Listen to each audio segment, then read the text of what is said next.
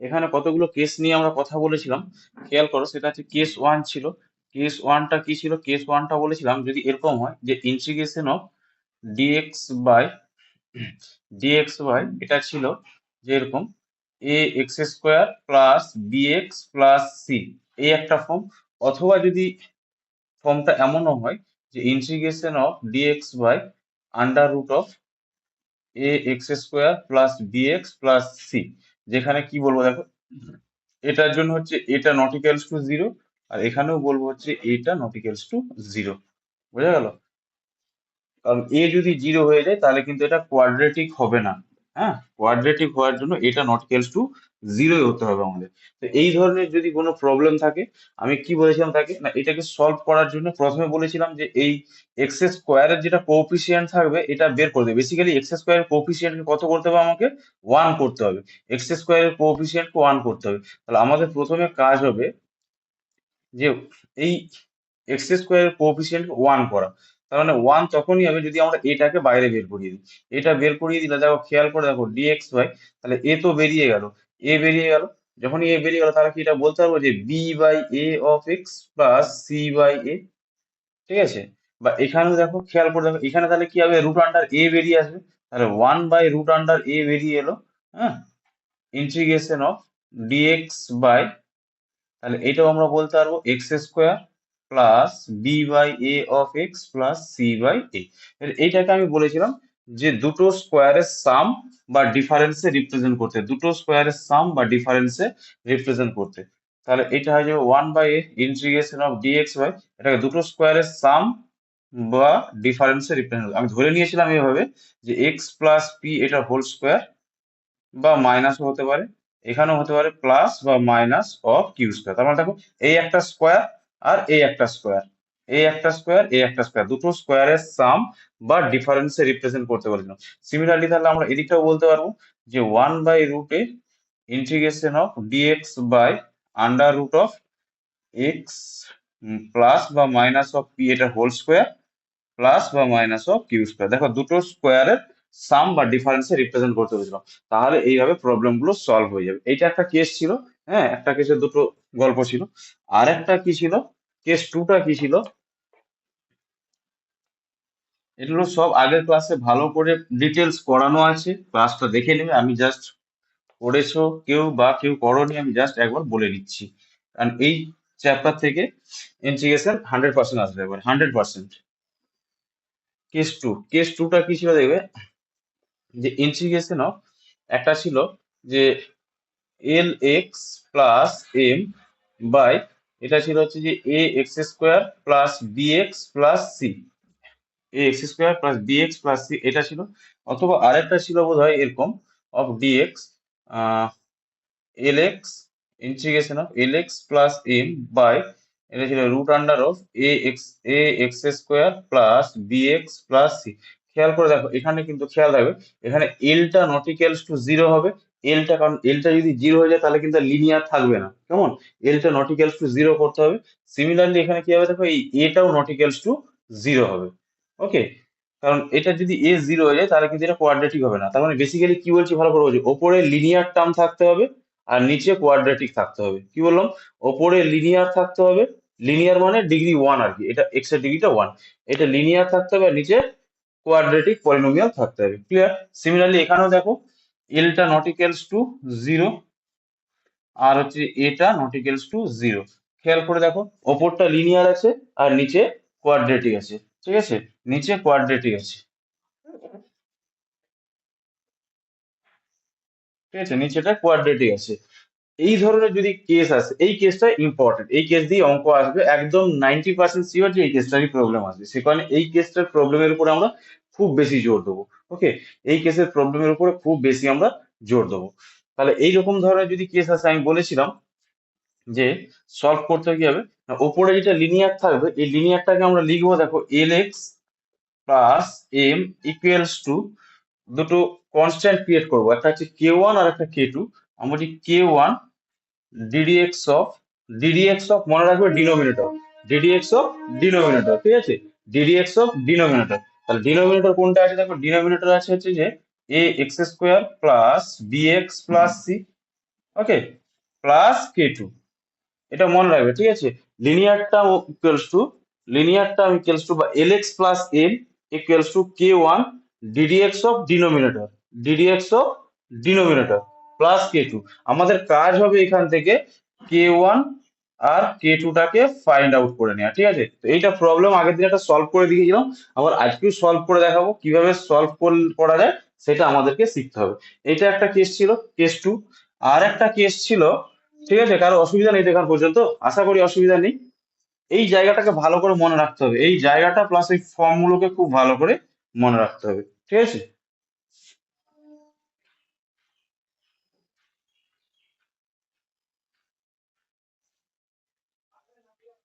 ওকে, তাহলে আরেকটা কেস আমাদের কি ছিল, কেস থ্রিটা বলছি। এই কেসটা আবারও বলছি, এই কেসটা মোস্ট ইম্পর্টেন্ট, এই কেস দিয়ে কোশ্চেন আসার চান্স 90%। সে কারণে এই চ্যাপ্টারে এই পার্টিকুলার কেসটা, আমি তো খুব বেশি প্রবলেম তোমাদের করাবো না, এই কেসটাকে খুব বেশি করে আমরা জোর দেবো, এবং যে কোশ্চেনটা আসবে 5 মার্কসের কোশ্চেন থাকবে। হ্যাঁ, 4 মার্কস বা 5 মার্কসের কোশ্চেন থাকবে। বছরের পর বছর এই কেসেরই প্রবলেম আসে। আচ্ছা, আরেকটা কেস ছিল, কেস 3। আরেকটা কেস ছিল, কেস 3। কেস 3টা কি ছিল না, এখানে বলা ছিল, দেখো তোমার হচ্ছে যে আহ এখানে দুটো টার্ম ছিল, একটা হচ্ছে লিনিয়ার আর একটা হচ্ছে যে কোয়াড্রেটিক, ঠিক আছে। একটা লিনিয়ার আর একটা হচ্ছে কোয়াড্রেটিক, কিন্তু একটা আছে, না একটা, দুটোই লিনিয়ার, সরি দুটোই লিনিয়ার হবে, কিন্তু একটা লিনিয়ার কি হবে বলতো, আন্ডার রুটের ভেতরে হবে। কি হবে ব্যাপারটা, না ডিএক্স বাই, মনে করো টার্মটা ছিল এবং এল এক্স প্লাস এম, দেখো ওপরের এল এক্সটা এখন নিচে নিয়েছি, ডিনোমিনেটর নিয়েছি, আর এইখানে root under of A X plus B. খেয়াল করো দুটোই কিন্তু লিনিয়ার, ঠিক আছে। এটারও এক্স এর ডিগ্রিটা 1 আছে, এখানেও এক্স এর পাওয়ারটা 1 আছে, তার মানে লিনিয়ার টার্ম দুটোই লিনিয়ার টার্ম। একটা লিনিয়ার টার্ম রুট আন্ডারে থাকবে আর একটা বাইরে থাকবে, তার মানে এইটা কোন কেস, এটা হচ্ছে লিনিয়ার কেস, ঠিক আছে, লিনিয়ার কেস। ওকে, এখানে তাহলে আমরা বলতে পারবো এলটা নট ইকুয়ালস টু জিরো হবে, আর এটা নট ইকুয়ালস টু জিরো হবে। এই কেসগুলোকে স্টাডি করতে হবে এবং বারবার স্টাডি করে কেসগুলোকে মনে রাখতে হবে, আদারওয়াইজ কোনো উপায় নেই। এই কেসগুলো, ঠিক প্রবলেমগুলো এই টাইপেরই হবে। প্রবলেমগুলোকে আইডেন্টিফাই করতে হবে যে তিনটে কেসের কোন কেসের প্রবলেম, সেই মতো করে তোমাদেরকে সলভ করতে হবে। তো এই কেসের যদি প্রবলেম হয়, তাহলে এই কেসে আমরা সলভ করবো কি করে? না লেট, আমরা কাজ করব, কি কাজ করব, না এখানে দেখো এই এ এক্স প্লাস বি, এই পার্টটা এ এক্স প্লাস বি, এটাকে কি করবো আমরা, এটাকে আমরা জেড স্কোয়ার ধরে নেবো। বোঝা গেল, এটাকে আমরা জেড স্কোয়ার ধরে নেবো, দিয়ে এখান থেকে আমরা সলভ করে বেরিয়ে আসবো, ঠিক আছে। তাহলে এই তিনটে কেস তোমাদেরকে শিখালাম। হ্যাঁ, সেকেন্ড কেসটা মোস্ট ইম্পর্টেন্ট, আর বাকি দুটো কেস হচ্ছে লেস ইম্পর্টেন্ট। হ্যাঁ, ইম্পর্টেন্ট কিন্তু লেস ইম্পর্টেন্ট। ওই সেকেন্ড কেসটা, মানে কি হলো, 90% সেকেন্ড কেসটা আসার চান্স বেশি, ঠিক আছে। এটা খেয়াল রাখবে। তাহলে এই ধরনের তিনটে কেস, বাকি এখানে আরো দু একটা কেস আছে, কিন্তু ওগুলো আমি পড়াচ্ছি না, কারণ ওগুলো জয়েন্টের জন্য আছে, পরে পড়িয়ে দেবো যারা জয়েন্টের জন্য পড়বে। তো এই তিনটে কেস আমাদের খুব ইম্পর্টেন্ট, ওই তিনটে কেস আমাদেরকে ভালো করে স্টাডি করতে হবে। আর আগের দিনে ফর্মুলা গুলো পড়িয়ে দিয়েছিলাম, আশা করি ফর্মুলা গুলো পড়েছো, ওইটা নিয়ে কিন্তু আমি আর বলছি না। হ্যাঁ, ওগুলো নিয়ে কিন্তু আর বলছি না। তো ফর্মুলা গুলো দেবে, খুব কঠিন নয়, সহজ চ্যাপ্টার, এবং সহজ না হলেও সহজ করে দেবো। হ্যাঁ, পার্টিকুলার কিছু প্রবলেম করে দেবো যাতে তোমাদের সুবিধা হয়, ক্লিয়ার হয়েছে? চলো, এবারে আমরা প্রবলেম গুলো সলভ করবো। কারো কোনো ডাউটস আছে? শর্ট অ্যান্সার টাইপে, ভেরি শর্ট অ্যান্সার টাইপে চলে যাচ্ছি। এখান থেকে চলো কোনটা করব, প্রবলেম নাম্বার থ্রি, ঠিক আছে। ভেরি শর্ট অ্যান্সার টাইপে প্রবলেম নাম্বার 3 করছি। দেখো, integration of dx by 16 - 25 x square, তাই তো, 16 - 25 x স্কোয়ার, ওকে। আচ্ছা, এই প্রবলেম গুলো সলভ করার সময় কি বলেছিলাম, সব সময় চেষ্টা করতে হবে x স্কোয়ার। দেখো ফার্স্ট কেসটা পড়ো, ফার্স্ট কেসটা কি ছিল, ফার্স্ট কেসটা দেখো, প্রথম কেসটা কি ছিল, ডিএক্স বাই যেটা ছিল ওখানে মনে পড়ছে, a x square plus b x plus c. আমি কি বলেছিলাম যে এক্স স্কোয়ারের কোএফিসিয়েন্ট অলওয়েজ 1 করতে হয়। দেখো খেয়াল করে দেখো, জাস্ট এইটা এখানে আছে, দেখো খেয়াল করো, এ এক্স স্কোয়ার হ্যাঁ, বি এক্স এরটা না বিটা জিরো হয়ে আছে, দেখো এক্স এর পার্টটা নেই, এক্স এর পার্টটা নেই মানে বিটা জিরো হয়ে আছে। আবার দেখো সিটা আছে এখানে, বোঝা গেল, সিটা আছে, হয়ে আছে, তাহলে এটা কেস ওয়ান। স্টাডি করলে কেস ওয়ান ক্লিয়ার, বুঝতে পারছো সকলে?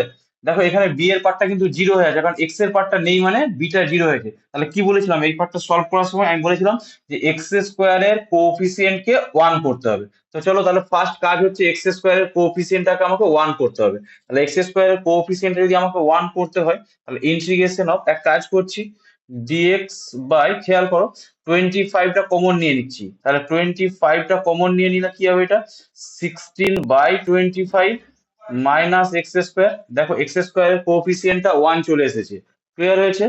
এবার যেটা কাজ ছিল, এক কাজ করো, 25টাকে বাইরে করে দাও, 1/25 ইন্টিগ্রেশন অফ ডিএক্স বাই, এবার চলো এটাকে দুটো স্কোয়ারের সাম বা ডিফারেন্সে রিপ্রেজেন্ট করতে হবে বলেছিলাম।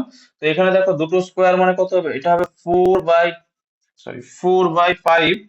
4/5, 4/5 whole square minus X square. ঠিক আছে, কারো ডাউটস আছে? দেখো বলেছিলাম যে দুটো স্কোয়ারের সাম, এই ধরনের টার্ম থাকলে বলেছিলাম দুটো স্কোয়ারের সাম বা ডিফারেন্সে রিপ্রেজেন্ট করতে হয়। দেখো এখানে দুটো স্কোয়ারের ডিফারেন্সে রিপ্রেজেন্ট করেছি আমরা, ক্লিয়ার হয়েছে। এবারে ফর্মুলা ছিল কে বলতে পারবে এটা কি ফর্মুলা ছিল? কে বলতে পারবে ফর্মুলা কি ছিল? A square minus X square. A square minus X স্কোয়ারের ফর্মুলা কি ছিল, কে বলতে পারবে? এ স্কোয়ার মাইনাস এক্স স্কোয়ারের ফর্মুলা কি ছিল? এ স্কোয়ার মাইনাস এক্স স্কোয়ারের ফর্মুলা কি ছিল, কে বলতে পারবে? এ স্কোয়ার মাইনাস এক্স স্কোয়ারের ফর্মুলা কি ছিল? 1/2a। ফর্মুলা কি ছিল? 1/2a, 1/2a log mod A plus x by A minus x plus C. বোধহয় এটাই ছিল, ঠিক আছে, বোধহয় এটাই ছিল, ক্লিয়ার হয়েছে। তাহলে চলো এখান থেকে বসাতে হবে, তাহলে ইনটু 1/, এ কত আছে এখানে, এ হচ্ছে দেখো, এ হচ্ছে যে এটা, 4/5, ঠিক আছে। তাহলে 1/2a, 2 ইন্টু 4/5 হয়েছে 1/2a, 1/2a, 2 ইন্টু, এক মিনিট, বোঝা গেল?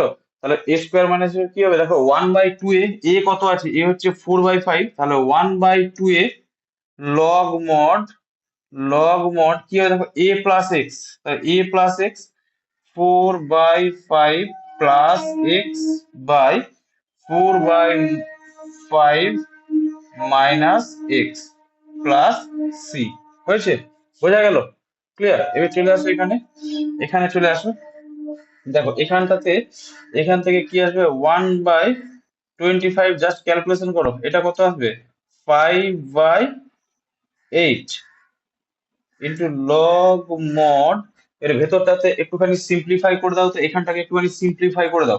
সিম্পলিফাই করলে কত হবে দেখো, একটু এলসিএম করবে, এলসিএম করার পরে কত আসবে দেখবে, এলসিএম করার, নিজেরা করো, এলসিএম করার পরে কাটাকাটি করবে, ঠিক আছে, আমি ডাইরেক্ট করিয়ে দিচ্ছি, plus 5x by 4 - 5x plus C. এখানটা এলসিএম করো, দেখবে ফাইভ, নিচে ফাইভ গুলো কেটে যাবে, কেমন, এটা ফাইভ কেটে যাবে, তারপর এটা আসবে দেখো 1/40 ইন্টু, হ্যাঁ সেকেন্ড লাইনটা, হ্যাঁ আমি কি বলেছিলাম, যে এক্স স্কোয়ারের কোফিসিয়েন্ট কত করতে হবে,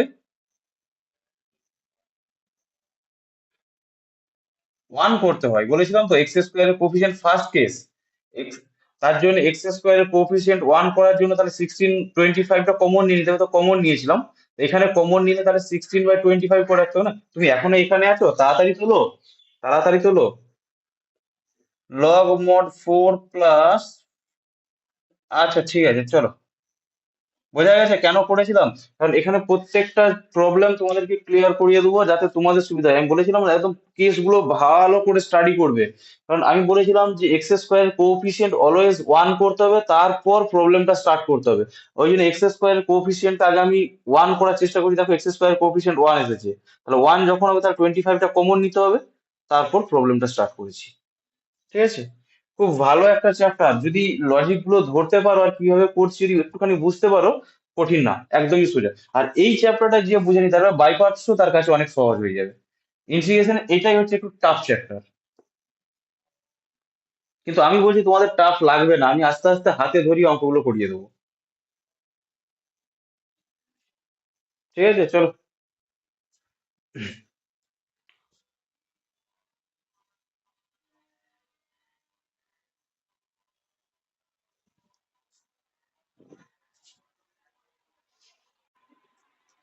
কোশ্চেন নাম্বার 4। কোশ্চেন নাম্বার 4 কি বলেছে, integration of X into 1 - x² by 1 + x⁴ of dx. ঠিক আছে,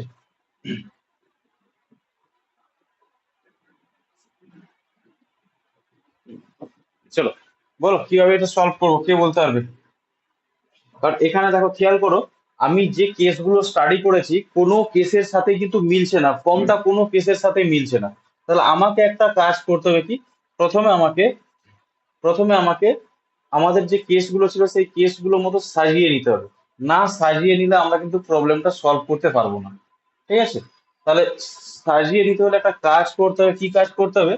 দেখো এক কাজ করছি, ওপর x² দিয়ে ইন্টু করে দিচ্ছি, জাস্ট ইন্টু করে দিচ্ছি। দেখো কি করছি আমি, তাহলে এটা চলে আসবে x - x³ by 1 + x⁴ of dx equals to integration of, separate করছি, দুটো সেপারেট ইন্টিগ্রেশন বানিয়ে নিচ্ছি, x/1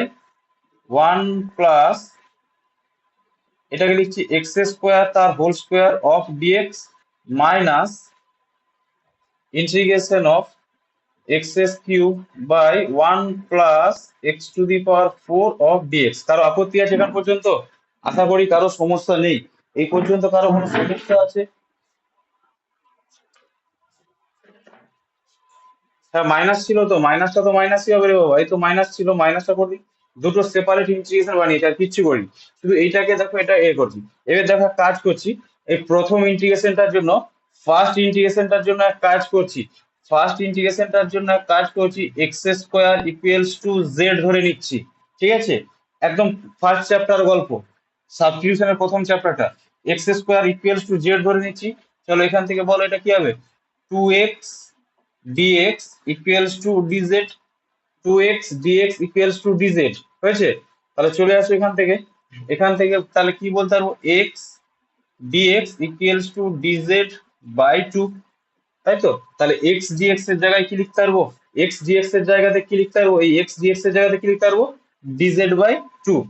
তাহলে চলে যাচ্ছি ইন্টিগ্রেশন অফ x dx এর জায়গায় লিখছি আমি dz/2। তাহলে dz/2টাকে আমি 1/2 করে বাইরে করে দিলাম। আচ্ছা এখানে এসে বলতে পারবো 1 + x²টাকে আমি বলছি জেড, x² কে জেড বললে তাহলে হয়ে যাবে এটা z²। কারো আপত্তি আছে এখান পর্যন্ত? মাইনাস ইন্টিগ্রেশন অফ, আচ্ছা সেকেন্ডটার জন্য কি করছি দেখো, সেকেন্ডটার জন্য আমি x⁴ কে আমি কি করছি, একটা টি ধরে নিচ্ছি। ঠিক আছে, এটাও একটা সাবস্টিটিউশন দিয়ে দিচ্ছি, এটা টি ধরে নিচ্ছি। তাহলে এখান থেকে দেখো তো, x⁴ এর ডেরিভেটিভ কি হবে, x⁴ এর ডেরিভেটিভ কি হবে, n ইন্টু x⁴n-1, তার মানে 4 into x³ of dx equals to dt. ঠিক আছে, এটা ইমপ্লাই করছে x³ dx equals to dt/4 হয়েছে।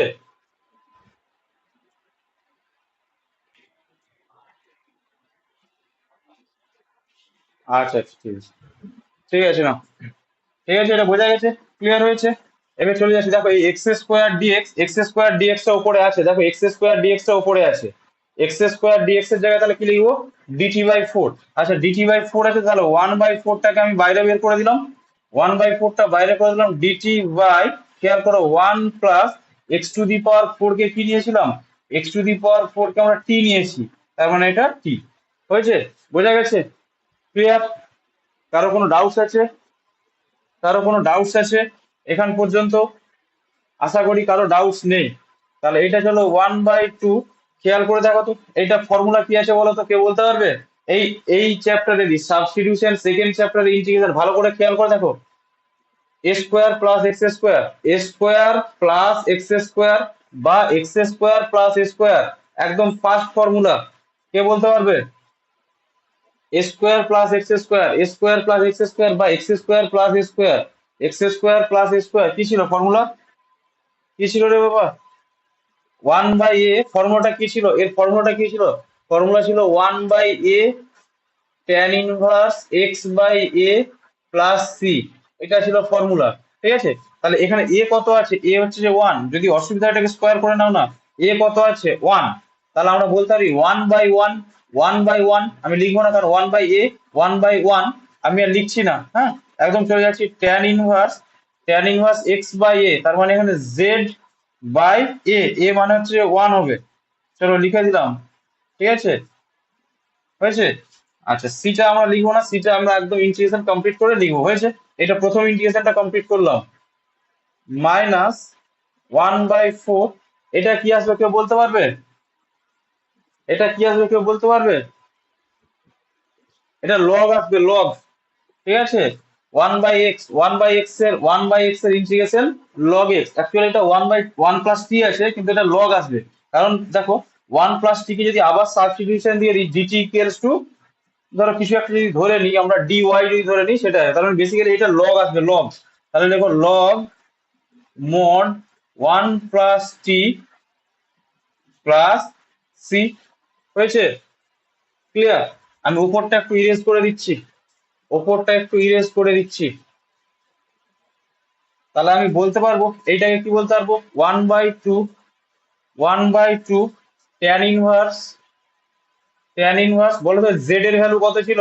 জেড এর ভ্যালু ছিল এক্স স্কোয়ার, জেড এর ভ্যালু ছিল এক্স স্কোয়ার, ঠিক আছে, minus one by four log mod, এখানে চলে আসো, টি এর ভ্যালু কত ছিল? টি কত ছিল? টি, টি ছিল X to the power four, তাহলে আমি বলতে পারবো one plus X to the power four plus C, ঠিক আছে, এটাই ছিল অ্যান্সার, এটাই অ্যান্সার। দেখে নাও, কারো কোনো সমস্যা থাকলে বলো, কারো কোনো সমস্যা থাকলে বলো, কারো কোনো সমস্যা থাকলে বলো।